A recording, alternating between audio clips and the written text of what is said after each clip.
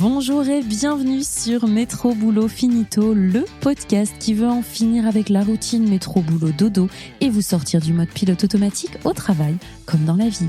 Dans ce podcast, on parlera efficacité, bien-être, management, santé mentale, mais aussi vision du travail de demain. Je m'appelle Marline et je vous aide à booster votre quotidien sans vous épuiser. J'espère que vous êtes en forme parce que c'est parti pour un nouvel épisode.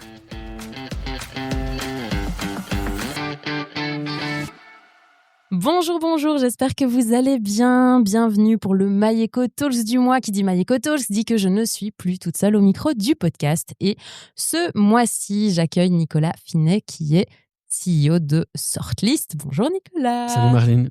Comment est-ce que tu vas aujourd'hui ? Super bien. Avec ce temps pluvieux, j'allais dire. Il fait beau et tout, mais en fait, mais non, il fait pas beau, mais tout va bien. Tout va bien. Je suis content d'être là avec toi. Ben écoute, moi aussi, j'allais dire, il fait pas beau, mais j'espère qu'on va mettre un peu de baume au cœur de nos auditeurs aujourd'hui. Ouais, il en faut. Avant de rentrer un peu dans le vif du sujet, de te poser plein de questions sur ton parcours, sur ta vision de l'entreprise, etc., je te pose quelques questions. Tu réponds du tac au tac parce qu'on va jouer à un petit jeu red flag ou pas red flag. Perfect. Ça te va ? J'y vais. Alors, micro-manager pour être sûr que tout roule dans l'entreprise. Red flag ou pas red flag ? Super red flag. Je pense que c'est d'autant plus red flag dans une boîte d'innovation comme la nôtre où tu micromanages. En fait, les gens sont perdus, les gens savent pas où aller, les gens ont pas de sens, les gens finissent par partir. En fait, ce que tu as besoin, c'est de leur donner une direction qui est claire, c'est de leur donner de l'énergie et c'est de leur donner des ressources pour qu'ils le fassent. Mais en fait, à partir du moment où tu les micromanages, c'est que tu as engagé moins fort que toi et je pense que c'est un méga red flag qui va nulle part. J'aime bien cette vision de moins fort que toi. On y reviendra plus tard. Ouais. J'enchaîne avec le red flag. Travailler en horaire flexible, red flag ou pas red flag ? Pas red flag, ultra green flag. En fait, je pense c'est la base même. Je pense qu'on est dans un système encore où on est à l'ère industrielle et donc c'était important d'être derrière sa machine dans des horaires bien définis parce qu'en fait, si on n'était pas derrière sa machine, la pièce partait donc ça faisait des voitures un peu déformées, quoi. et je pense qu'on n'a pas vraiment évolué par rapport au nouveau monde où en fait il faut pouvoir être agile. Je pense que d'autant plus dans du travail qui est intellectuel, il faut respecter des temps un peu plus calmes, il faut pouvoir prendre de la perspective. Et j'ai tendance à dire parfois que c'est mieux de travailler comme un lion plutôt que de travailler à la chaîne. Qu'est-ce que ça veut dire par là ? C'est qu'en fait, on va regarder un lion, on va avoir l'impression qu'il ne faut rien parce qu'il est en dessous de son arbre et puis il attend. Mais le truc qui arrive, c'est qu'on peut dire au lion, c'est s'il y a une biche qui arrive, il la prend, quoi. Il la prend directement. Et en réalité, on se dit il fait rien quand il attend, mais en fait, il se prépare pour ce moment-là. Ce moment-là, il va pas le rater. Et c'est ça son boulot de la journée, c'est ça son impact. Mon conseil n'est pas d'attendre toute la journée et de faire un truc brillant sur la journée, on s'entend. Ouais. Mais c'est que dans chacun de nos jobs, peu importe qu'on soit dans du sales, du marketing ou tout autre job, ce qui est important, c'est de comprendre quel est l'impact qu'on a et au moment où on l'a, d'être en pleine capacité. Et je pense que ça, il y a des moments où il faut respecter notre rythme aussi à nous. Il y a des moments où on est plus fatigué, il y a des moments où on est plus productif. Moi, je sais que le meilleur moment pour moi, c'est à 6h du matin, entre 6h du matin et 6h30 du matin. La plupart d'entre nous font dodo à ce moment-là. Mais pour moi, c'est une période de calme, c'est une période où j'ai de la concentration, où les enfants sont encore au lit, etc. D'autres, c'est plus le soir, d'autres, c'est plus à midi. Donc, je pense que c'est important que chaque personne soit dans des meilleures capacités. Donc, on respecte ce rythme-là. Dans la mesure du possible, évidemment, si on a des travaux en équipe, on ne sait pas faire des réunions à 6h du matin. J'essaye de le faire. Je ne sais pas pourquoi ça ne fonctionne pas, mais je pense que c'est important de pouvoir respecter ça à fond. C'est ça, ok, super. Alors, engager une personne sur base uniquement de son diplôme, red flag ou pas red flag ? Red flag à fond. Je ne sais pas si j'aurais eu la même réponse quand on a commencé. Nous, on est le cliché des étudiants qui commencent de la chambre d'étudiants. Et donc, à l'époque, pour nous, on était là, oui, on fait des études universitaires, on a un beau diplôme, on sort de Solvay, donc c'est important. Il y a un peu ce symptôme de dire, OK, je fais des études difficiles et donc ça doit valoir quelque chose, etc.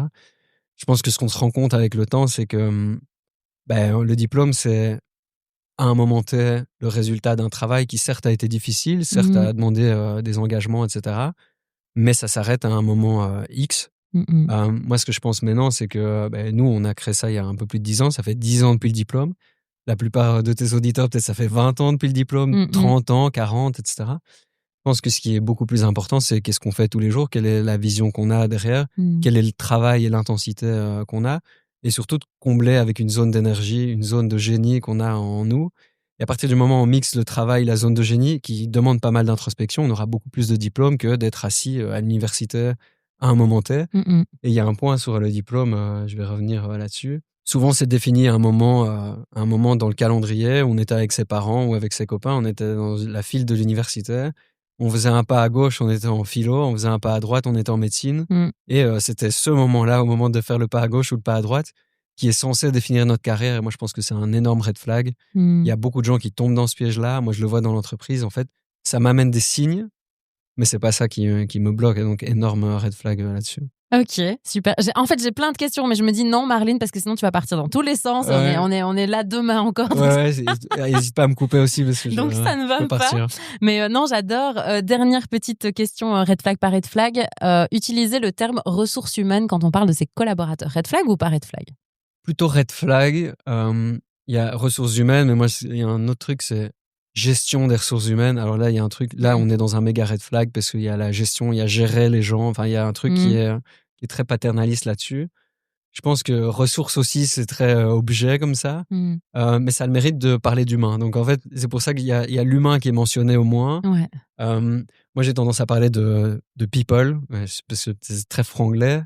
Mais je suis convaincu que ça par contre, c'est une gestion clé, surtout de manière générale, d'avoir cette orientation people, de pouvoir fédérer, de pouvoir faire en sorte que l'humain s'épanouisse bien. Et ça, c'est clé. Donc, j'ai pas envie de jeter le bébé avec l'eau du bain quand on dit gestion des ressources humaines, parce que ça a le mérite. Et je vois plus le verre à moitié rempli. On parle d'humain, et ça, c'est déjà un bon départ. Après, le danger, c'est qu'on parle de gérer des gens, et gérer des gens, c'est très, comme je disais, paternaliste. Par contre, l'humain, je pense que c'est intéressant. Il y a d'autres options qui sont on parle de capital humain. Et je trouve dans le monde de l'entreprise, particulièrement pour une boîte technologique qui, comme nous, a reçu du financement d'investisseurs, on parle souvent de capital. Et le capital, les gens pensent à un compte en banque qui va aller dans des projets, qui va être dépensé. Et ce capital-là, généralement, on passe juste du capital financier, alors qu'il y a le capital humain qui est, je pense, dans une entreprise, qui est au final, fondamentalement, le plus important, quoi. Et quand je parle de déploiement du capital, qui est pour moi une des responsabilités clés dans mon rôle de CEO, je le vois pas que dans où dépenser l'argent, mais comment est-ce qu'on investit dans l'humain, comment est-ce qu'on déploie l'humain. Et là, tu vas me dire c'est paternaliste quand je l'emploie, mais c'est dans le sens noble du terme, dans les bons projets, dans les bonnes choses, la bonne personne au bon endroit. Et je dirais plutôt red flag sur ressources humaines, mais quand même un peu green. Donc, sur le humain. On va dire le orange. On va dire orange. On va dire du orange. Ok, super. On est dans la nuance, on adore. Voilà, c'est le podcast de la nuance. Mais donc, c'est soit méga rouge, soit. Oui, c'est ça. Non, on aime bien nuancer. On dit toujours sur les réseaux, il faut être clivant, mais moi, j'aime bien la nuance. Est-ce que peut-être le fait de nuancer là où tout le monde est clivant, c'est peut-être ça qui est clivant aujourd'hui? Peut-être. Tu vois. Là, on peut passer 2 heures, c'est ça? Et on peut passer, oui, c'est ça. On s'écarte encore.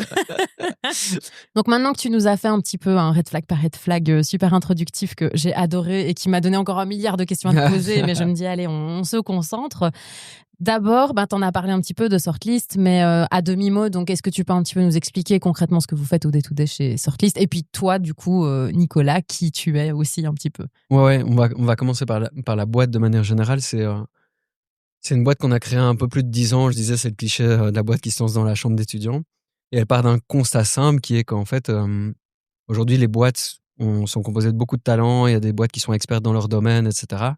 Mais qui font face à un challenge qui est fondamental et révolutionnaire. C'est qu'aujourd'hui, la compétition, elle est mondiale. Le monde est un village. Et donc, auparavant, c'était assez simple. On développait un produit ou un service, on le vendait dans sa ville, dans son pays, etc. Sauf que depuis l'apparition d'Internet, en fait, c'est un business mondial. Il y a beaucoup plus de compètes. Il y a des startups qui arrivent, qui viennent un peu titiller. Il faut s'adapter rapidement et il y a un rythme de changement qui est énorme. Et on s'est rendu compte qu'en fait, c'était compliqué pour les entreprises parce que à la fois, ça crée des opportunités de se dire, OK, on a une perspective de croissance qui est dingue. Mais à la fois, c'était un danger de se dire, en fait, je suis là aujourd'hui, je suis leader dans mon secteur, dans ma localité, mais demain, je pourrais disparaître. Et on s'est rendu compte que par rapport à ce challenge-là, c'était essentiel de pouvoir bien s'entourer. Il y a évidemment pouvoir recruter les bonnes personnes, mais souvent, c'est pouvoir engager des boîtes de services qui vont nous aider à bien communiquer, à bien développer son site web, à développer une stratégie IT, de se digitaliser. Donc, c'était ça notre constat de base il y a 10 ans. On s'est dit, en fait, c'est un gros challenge. Et là, ça s'est d'autant plus accéléré avec l'intelligence artificielle. Et donc, concrètement, comment est-ce qu'on résout ce problème-là, d'aider les entreprises à prendre en main leur croissance dans le futur? C'est qu'on a développé une plateforme de mise en relation où toute entreprise, peu importe sa taille, donc ça va de petites PME aux grands groupes multinationaux qu'on connaît tous. On a une plateforme où on les met en relation avec les meilleurs prestataires adaptés à leurs besoins, leur budget. Et nous, on va faire cette mise en relation basée sur toutes les données, les avis clients, basée sur toutes les recherches qui, pour eux, prennent beaucoup de temps, mais qui, pour nous, sont notre day-to-day. Et donc, on fait cette mise en relation. Donc, du côté des entreprises qui recherchent, c'est un service qui est gratuit, qu'on met à disposition.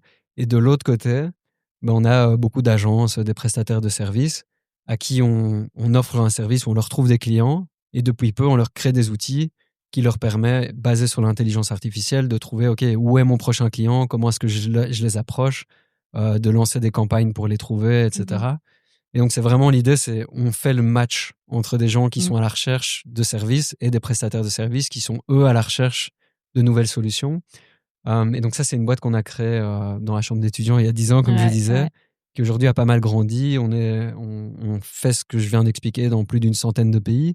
Et on est répartis ici en Belgique au sein des équipes. On a un gros bureau à Madrid d'une 30aine de personnes. Et puis, on a un bureau à Madagascar aussi avec qui on bosse. Et puis, à côté de ça, pas mal de gens qui bossent en remote avec nous. Et moi, c'est la première boîte que j'ai créée. C'est ma première expérience professionnelle parce qu'on a dû se lancer. On dit parfois on est des street entrepreneurs. On a commencé dans la street, couteau entre les dents. Et on s'est formé nous-mêmes avec le marché, un peu la rudesse du marché. Ouais. C'est une boîte qu'on a créée étudiants insoucieux. On passait nos week-ends à apprendre à lire, à faire tout ce qu'on pouvait. Et depuis, elle a grandi avec nous. Donc moi, j'étais jeune étudiant célibataire à l'époque. Et aujourd'hui, je suis papa, marié, 3 enfants. Et donc, la boîte a grandi avec moi là-dessus. Et donc, de mon côté, moi, j'ai 35 ans déjà, ça passe, quoi. 3 enfants. Tu deviens presque vieux. Ah ouais, c'est ça. Est-ce que c'est vieux ou pas? Avant, peut-être que j'aurais dit ça. Non, je pense que c'est très jeune, très, très jeune. Mais bien sûr. On est jeune à tout âge, de toute façon. C'est une question de perspective, voilà, évidemment. c'est ça. Et à côté de ça, je suis un fanat de sport et c'est un truc sur lequel, pour moi, c'est important. Ça fait partie de mon équilibre de performance, de pouvoir... pour moi, c'est tous les midis, j'ai une organisation militaire par rapport à ça, mais prendre mon cerveau, le débrancher et mettre beaucoup d'intensité pendant 1 heure et puis revenir au boulot par après. Et donc voilà, ça c'est un peu une petite description. Pour revenir encore sur cette idée de on est étudiant et on développe ce truc-là, on est 10 ans plus tard, la boîte, il y a presque 70 collaborateurs dedans, si je ne me trompe. Toi, c'est ta première expérience de travail et ta dernière, en fait. Comment on fait pour créer une entreprise et une culture d'entreprise aussi, avec des gens qui vont s'intégrer à notre dynamique, etc., quand on n'a jamais été salarié et que quelque part, on n'a pas d'expérience dans ce monde du travail, justement? Mon premier point, c'est qu'on fait beaucoup d'erreurs, quoi, c'est sûr. Et en fait, c'est OK, en fait. Et ça, c'est... et je pense, tu vois, on fait beaucoup d'erreurs. On réalise très vite que personne n'a la vraie vérité, quoi, la science infuse, quoi. Et qu'en fait, c'est juste... peu importe le niveau d'expérience, chacun fait du mieux qu'il peut avec les éléments de contexte, sa propre énergie pour prendre les meilleures décisions possibles. Mais qu'on ait 30 ans d'expérience, 40 ans d'expérience, en fait, la réalité, c'est que c'est inconfortable au moment où on fait l'étape d'après, si on veut sortir de sa zone de confort. Et donc ça, c'est un truc qu'on a réalisé fortement. Je pense qu'en fait, on évolue aussi au fur et à mesure que la boîte évolue. Donc, il y a 10 ans, on m'aurait dit, OK, tu gères 70 personnes, t'es dans 100 pays, etc., autant de chiffres d'affaires, etc. Je crois que ça m'aurait fait peur, mais la réalité, c'est qu'en fait, ça vient petit à petit. On y va pas à pas, quoi. Et donc ça aide. Je pense que l'état d'esprit, il est important, comme je le disais, sur, en fait, on fait de son mieux avec ce qu'on a. On est OK d'apprendre, on est OK de prendre le feedback aussi, brutal. Ouais. Je disais, street entrepreneur, c'est vachement violent, en fait. Notre patron, dès le début, ça a été le client, quoi. Et c'est le client, c'est dans la street, tu fais face à tes clients. Et je pense que le client, il est pas biberonné au management. En fait, il est brut. Il te donne sa carte de crédit ou te donne pas sa carte de crédit. Donc, c'est assez brutal comme école, mais ça te donne une bonne dose d'humilité, ça te donne, ça te donne de la résilience aussi. Donc, je Je pense qu'on l'apprend. Il y a différentes choses. C'est que, en fait, tu y vas pas à pas. Je pense par contre que ces éléments-là d'apprentissage, ils se retranscrivent aujourd'hui pas mal dans la culture de la boîte. C'est que quand tu as tes premiers collaborateurs, tu recrutes un peu à ton image aussi. Dans tes collaborateurs qui te suivent depuis le début, ils ont des perspectives qui sont différentes parce que chez nous, on n'a pas de problème à donner la chance à des collaborateurs parce que nous-mêmes, on a commencé de nulle part d'une certaine manière. Et donc, on pense que les gens peuvent se développer s'ils sont dans les bonnes conditions, s'ils ont envie aussi, et c'est souvent ça le cas. Donc, je crois qu'il n'y a pas de recette si ce n'est comprendre qu'en fait, on fait de son mieux, qu'il faut surtout apprendre de ses erreurs. On fait les erreurs une fois, mais idéalement pas deux, quoi. Ça, c'est... Oui, on essaye en tout cas. Et tu vois, c'est vraiment brutal. Donc, je pense on apprend au fil de l'eau. Et pour moi, je pense que ça a été clé dans notre apprentissage, c'est que tu fais face à des problèmes. Tu as des livres qui parfois ont été écrits, tu vois, c'est les livres un peu, tu te dis, ouais, il a été écrit en 1960, quoi, what the fuck. Mais quand tu vas le lire, ça va être assez ça reste des fondamentaux que tu vas pouvoir actionner directement. Et donc, ton feedback loop par rapport à ce que tu viens de lire, il est assez direct. Et ça, c'est ce que j'aime dans l'entrepreneuriat et que j'aurais pas forcément retrouvé dans une grosse structure, tu sais, avec un patron ou un manager, etc. Ceci dit, je pense que j'ai plein d'amis qui sont dans le track un peu corporate, etc. Ils ont une expérience de vie différente, mais ils ont des choses à apporter sur la table qui sont différentes. Et donc, tu vois, c'est important de pouvoir voir moi, c'est mon parcours de vie, potentiellement, j'ai de la valeur ajoutée dans mon parcours de vie, mais pour le coup, moi, je pense pas que j'aurais pu, mais certains de mes connaissances sont dans le corporate, ont d'autres choses à amener sur la table, et c'est très bien parce que ça leur convient, etc. Je pense que ce que je me rends compte aussi, c'est que me mettre dans l'inconfort, comme je disais, d'être dans la street, de se prendre des feedbacks brutals, etc. Tout le monde n'est pas forcément formé à ça. Et je le vois dans l'entreprise aussi. Il y a des gens, tout le monde n'a pas la même couleur. On a les rouges, les verts, le disque modèle. Tout le monde n'a pas les mêmes besoins. Tout le monde est motivé par différentes choses. Et ce qui a fonctionné pour moi ne fonctionnerait pas forcément pour tout le monde. Et c'est important de le reconnaître. De comprendre. Et justement, tu vois, tu te dis, j'ai des amis qui sont dans ce monde corporate et ça m'aurait peut-être pas, moi, convenu d'être dans une grosse boîte, etc. Mais finalement, tu es à la tête de cette grosse boîte. Et donc, du coup, comment tu fais pour être un bon manager pour justement que ces gens se disent pas, t'as beaucoup dans ce monde corporate et on en entend beaucoup malheureusement, des gens qui sont dans des boîtes où en fait le travail fait pas de sens pour eux, où le management peut être parfois très problématique et où du coup ils ont du mal à vivre cette réalité-là. Comment on fait pour que cette réalité-là elle n'existe plus quand on est CEO? Est-ce qu'on y réfléchit déjà à ça et comment on fait pour être un bon manager? En tout cas, essayer au mieux de l'être, quoi. Ouais, je pense que la question elle est vachement large sur la définition même d'un bon manager. Et en fait, c'est vachement important. On a 4 heures, de toute façon. Parfait, quoi. Mais tu vois, et je pense que c'est important parce que pour être un bon manager, il faut être bon dans un certain contexte, avec une certaine typologie de personnes. Et je pense que on peut être un très bon manager corporate et être un très mauvais manager si on fait le switch vers un contexte qui est start-up, qui est plus petite structure, etc., quoi. Et à l'inverse, ça peut se produire. Donc moi, je pense déjà à la question, est-ce que je suis un bon manager ou pas? C'est pas à moi qu'il faut poser la question. Il faudra poser la question aux équipes. On fait des reviews 360 qu'on appelle, où en fait, tous les managers donnent du feedback à leur manager. Le manager reçoit du feedback des pairs, etc. Il y a une self-review et ce genre de choses qui pour nous aident à nous améliorer. Mais je pense qu'en fait, un bon manager, il est à l'écoute. Le premier point, c'est qu'il sait où on va, quoi. Et donc, il a une direction qui est très claire. Et je pense que c'est un peu l'histoire tu peux avoir un bateau qui est exceptionnel avec les meilleures voiles du monde, quoi. Si tu sais pas où tu veux aller avec ton bateau, en fait, il y a aucun vent qui t'est favorable, quoi. C'est un truc des stoïques, ils utilisent ça souvent. Je pense que c'est Sénèque qui dit ça. Mais c'est la base même du management. Un bon manager, il sait où on va, il est capable de donner le cap, quoi. Une fois que tu sais donner le cap, tu t'orientes. C'est un peu plus facile déjà, t'orientes le cap. Et c'est comme ça, généralement, que tu tombes pas dans le micromanagement. Ça, c'est le premier point. Après, un bon manager, il doit pouvoir doser parfois le degré de liberté qu'il donne. Et on a tendance à dire, moi, je veux beaucoup de liberté. D'autres sont mal à l'aise avec la liberté. Il y a des profils qui sont plutôt bleus dans le disque, qui ont besoin d'avoir une vue très claire, des KPI très clairs. C'est comme ça qu'ils s'épanouissent. Donc, je pense pouvoir être à l'écoute et être capable de pouvoir s'adapter en fonction de son équipe à comment parler à l'un ou comment parler à l'autre. Ça demande beaucoup d'empathie, ça demande beaucoup de remise en question par rapport à ça. Et puis après, il y a le troisième axe du management dans lequel on pense, c'est un peu tabou, je trouve, c'est la performance, quoi. Un manager, il doit pouvoir faire en sorte que son équipe soit performante. Ouais. C'est vachement tourné au négatif de se dire je vais amener de la performance dans mon équipe. La réalité, c'est que la performance, pour moi, c'est une des plus belles choses qui arrivent parce que c'est quoi? C'est on atteint des objectifs, quoi. Alors, les objectifs, pour atteindre des objectifs, de nouveau, il faut qu'ils soient clairs. Il faut qu'on puisse faire en sorte que les personnes soient au bon endroit, qu'ils puissent briller à l'endroit dans lequel Ouais. ils sont et qu'ils puissent recevoir l'énergie et les ressources dont ils ont besoin. Et souvent, pour arriver à la performance, il faut être sûr qu'on a la bonne équipe Ouais. en place. Et parfois, ça peut arriver d'avoir les mauvaises équipes ou les mauvaises personnes dans une équipe. Et ça, c'est vachement tabou dans le management. La réalité, c'est je pense que ça ne doit pas être un tabou de se dire qu'en fait, on a des mauvaises personnes dans son équipe.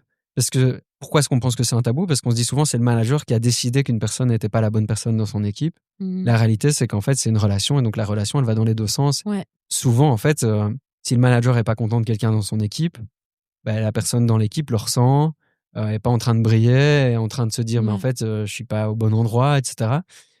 Et je pense souvent il y a une grosse erreur que nous on faisait au début, c'est se dire attends mais en fait il faut pas se séparer de gens, etc. Et parfois en fait c'est mieux pour tout le monde que de pouvoir se séparer des gens. Et donc je pense ça c'est les trois gros ingrédients d'un bon manager. Je pense qu'il faut pas avoir de tabou aussi, mais en tout cas s'il y a une direction, si on donne les moyens et si on s'assure que la performance tourne, c'est la base même.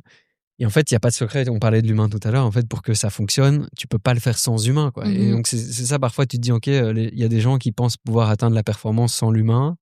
Et je sais pas dans quel monde ils vivent ou dans quelle boîte ils vivent ou dans quelle réalité. Mais en fait, tu vois, la performance, elle vient via l'humain, quoi. Ouais. Donc, je dirais ça. Je me suis un peu étendu. Je sais pas si Non, c'est mais clair. moi j'adore.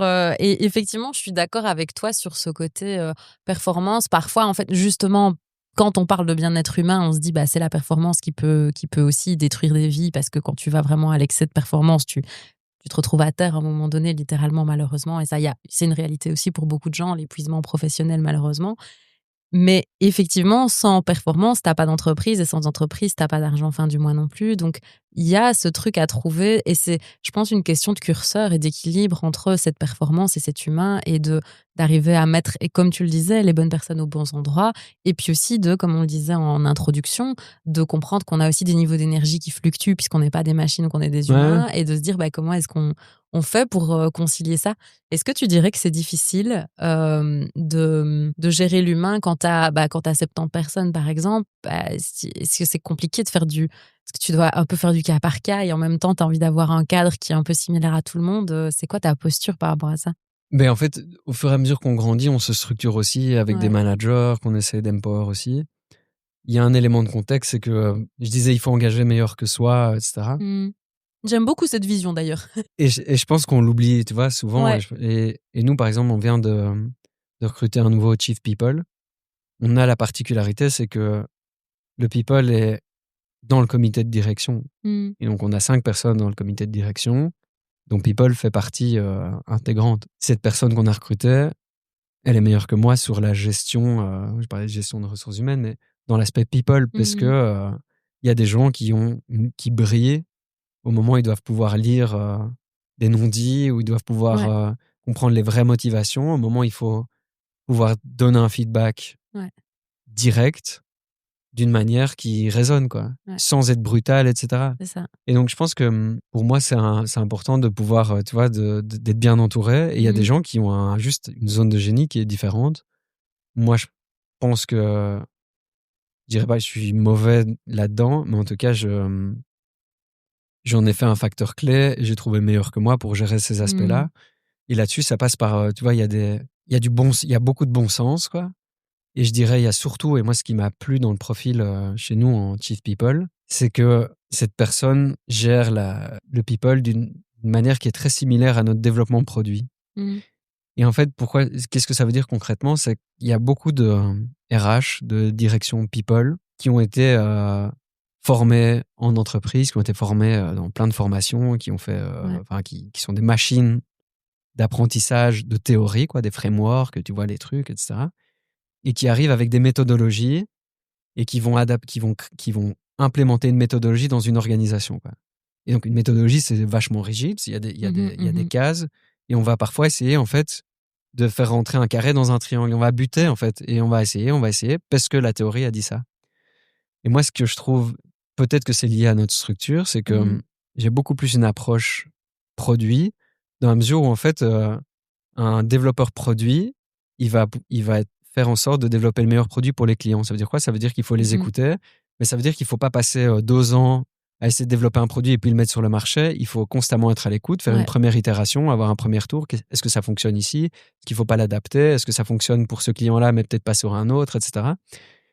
Mais ce qui est important, du coup, c'est moins le framework. Et je pense que c'est important d'avoir cette base-là, ces frameworks, et ils aident beaucoup dans la réflexion. Mais dans la mise en place, pouvoir être agile, et c'est un peu galvaudé là-dessus, mais pouvoir tester ce qui fonctionne, voir ce qui fonctionne pour une telle culture d'entreprise, et parfois se planter, mais pouvoir au moins itérer de manière générale et constamment améliorer le système.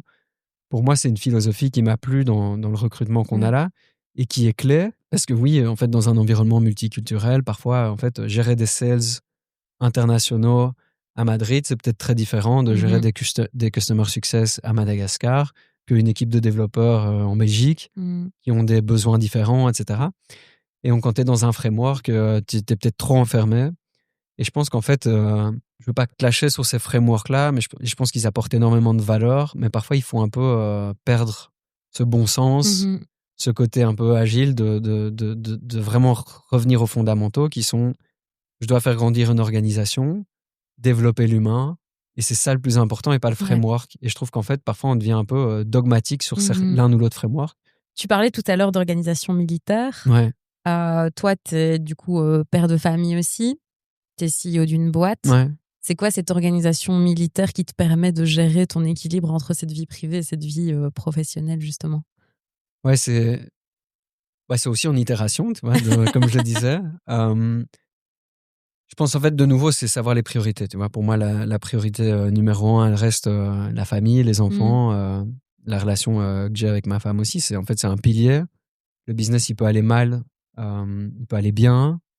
Mon identité, fondamentalement, c'est pas mon business en fait. C'est moi, ce que j'aime bien, etc. Donc c'est important d'avoir ces priorités-là. Et pour moi, c'est important aussi un deuxième élément par rapport à ça, c'est je crois pas au work-life balance, je crois pas à l'équilibre, à cette notion de work-life balance. Pourquoi? Parce que j'ai plutôt une vision du fait que je vois plus ça comme une harmonie. Et donc, dans une harmonie, tu as parfois la famille qui prend plus de place que le business, etc. Parfois, c'est l'inverse. Parfois, tu as des périodes de rush où tu dois être beaucoup plus là-dessus. Mais c'est vachement cyclique. Et tu peux dire que c'est une harmonie comme un son. Ce qui est important, c'est que tu peux pas dire je reviens à la maison après ma journée de boulot, je retire mon masque et je suis quelqu'un de différent. La réalité, c'est que tu as encaissé ta journée, tu dois être vrai avec toi-même. Et à l'inverse, si tu as une vie de famille qui est compliquée, si tes enfants sont malades, tu as des trucs qui arrivent, tu dois pouvoir l'exprimer au bureau, etc. De nouveau, pour moi, la discipline militaire, elle est importante. Pourquoi? Parce que on reste dans la performance. Avoir une routine, c'est assez structurant. Parce que quoi qu'il arrive dans ma vie, je sais que ça va pas se passer comme prévu, quoi. Il va y avoir des imprévus et c'est la seule constante. Et donc, qu'est-ce que je dois faire en réalité? C'est être à tout moment prêt à un imprévu, quoi. Si tu veux être prêt à un imprévu à tout moment, tu dois avoir des fondations qui sont solides. Ça veut dire qu'en fait, et c'est là que je puise mon point d'ancrage sur cette routine, quoi. Et cette routine, elle est assez simple. C'est mon heure de lever. Puis, je sais que je peux travailler de 6 heures à un gros 7 heures, quoi, en fonction des enfants qui se lèvent. Ouais. Je sais que de 7 heures à 7h50, parce que c'est l'heure où je pars de la maison, je vais être dans les boîtes à tartines, les enfants, les trucs, les petits déj, les trucs comme ça. Après, je suis sur la route, je vais peut-être commencer un premier call ou écouter des podcasts sur la route, etc. Je vais être en deep focus ou faire des team meetings en fonction de la journée. Le midi, je vais être au sport de 12h15 à 13h15. Puis je reprends la deuxième partie de la journée. Et après, je vais être dans une autre partie où je sais que de 6h du soir à 20h, le tunnel, comme les parents appellent, je vais être indisponible pour le boulot parce que je vais être 100% focus sur les enfants, sur la famille, faire en sorte que ça se passe. Et puis, en fonction des priorités, je vais ou pas me reloguer, mais en fait, c'est pas grave, ça dépend des priorités. C'est ça. Et ça, en fait, là-dessus, c'est mon pilier par rapport à ces imprévus-là. Mais la réalité, c'est qu'en fait, je me sens beaucoup plus confortable quand tout est sous contrôle. Et ça me permet de faire face aux imprévus. Je pense qu'il y a un dernier élément, et après, je pourrais parler des heures là-dessus, mais c'est aussi pouvoir dire non beaucoup. Ouais, ça c'est important. Et en fait, de nouveau, le problème, c'est que tu es beaucoup plus confortable quand, de nouveau, c'est où est-ce que tu vas, qui je suis, c'est quoi qui est important pour moi. À partir du moment où tu es très clair là-dessus, tu sais garder la chose principale. Donc, keep the main thing. Ça veut dire qu'à partir du moment où tes priorités sont claires, il y a toujours des gens qui vont vouloir prendre ton temps. Il y a toujours des gens qui auront besoin d'un service 5 minutes, d'un quick chat de 3 minutes, qui dérape toujours pendant 20 minutes, 30 minutes. Tu vas pouvoir vite avoir des choses. À partir du moment où tu es très clair là-dessus, dire non, en fait, tu es beaucoup plus à l'aise avec ça. Et autant on a tendance à dire je connais mes priorités, donc c'est là que je vais mettre mon énergie. On a tendance à sous-estimer le fait de pouvoir être très clair avec là où on donne pas son énergie. Et donc, souvent, c'est c'est vraiment très brutal dans ce qu'on priorise. Et pour moi, ça a été important dans cette routine militaire de savoir qu'est-ce que je veux faire, qu'est-ce que je veux pas faire. Il faut dire beaucoup non. T'as pas vraiment le choix à partir du moment où tu veux être là où on t'attend sur tous les plans, quoi. Ouais, c'est ça. Et pouvoir justement concilier tout ça en harmonie, comme tu le disais. Ouais, c'est ça. Plutôt qu'équilibre. Moi non plus, je suis pas très l'équilibre quand il est sous tension, mais en plus, je te l'ai fait, tu vois, les auditeurs ne le voient pas, mais quand je t'ai fait équilibre, j'ai fait une espèce de balance. Ah, et tu le vois, ouais, c'est clair. Parce que tu vois qu'effectivement, ça fluctue et j'aime beaucoup cette vision-là.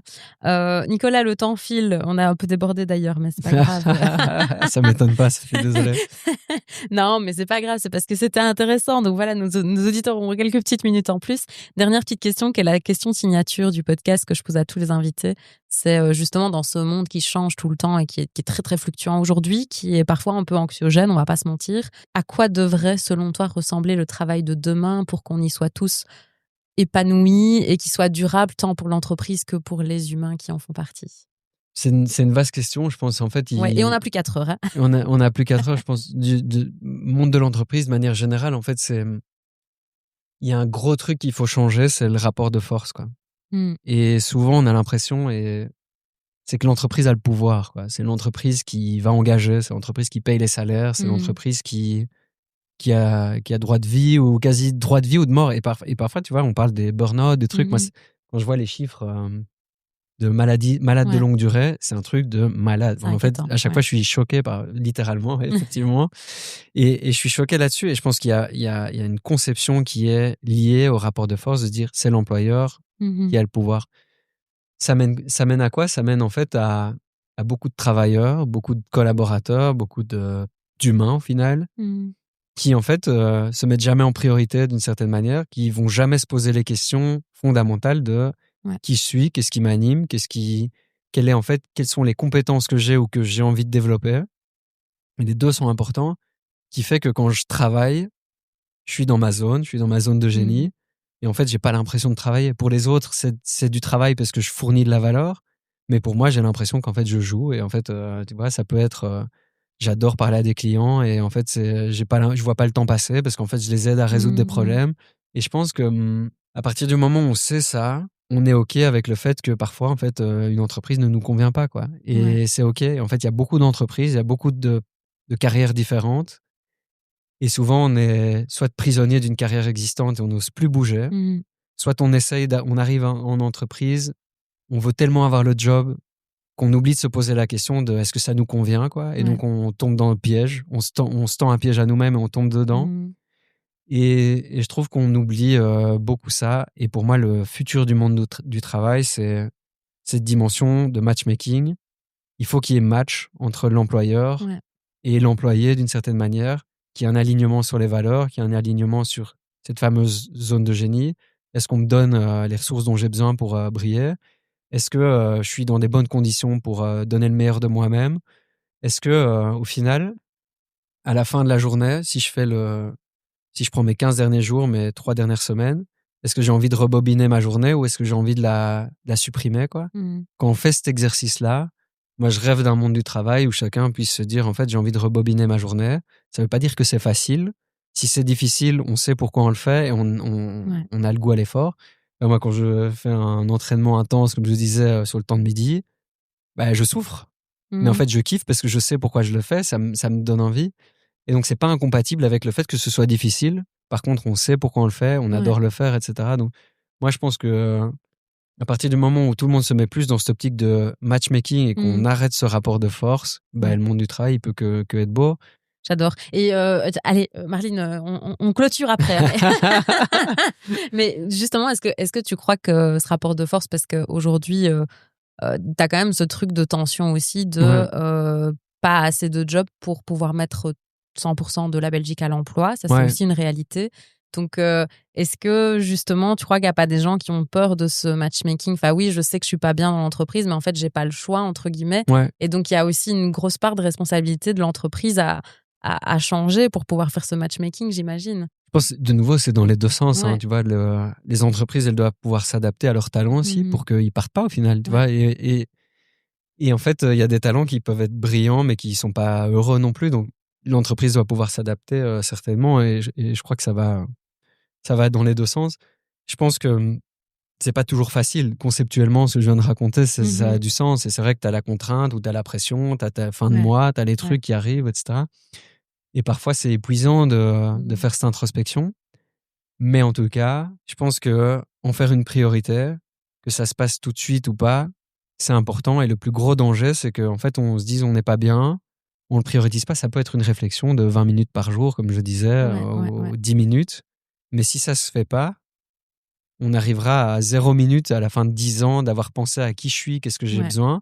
Alors que si c'est même 5 minutes, 10 minutes, une question par jour, simplement du journaling, d'écrire OK, qu'est-ce qu'on veut tous les jours, ça peut prendre 5 minutes. Si tu fais ça fois 365, fois 10 ans, comme je te disais à 10 ans, tu peux changer les choses. Et de manière générale, en fait, le changement, il peut faire peur, mais le changement, il se passe toujours 2 fois, quoi. Il se passe une première fois dans l'imaginaire et une deuxième fois dans la réalité. Et donc, souvent, c'est un peu le truc, c'est le blocage. C'est en fait, peut-être que la réalité va pas arriver tout de suite, mais faut passer à la première étape de déjà dans l'imaginaire, de pouvoir se projeter là, quoi. Et puis après, en fait, une fois que tu t'es projeté, tu peux être patient, tu peux dire, OK, je vais pas le faire tout de suite. Mais en fait, on sous-estime de nouveau ce qu'on peut faire.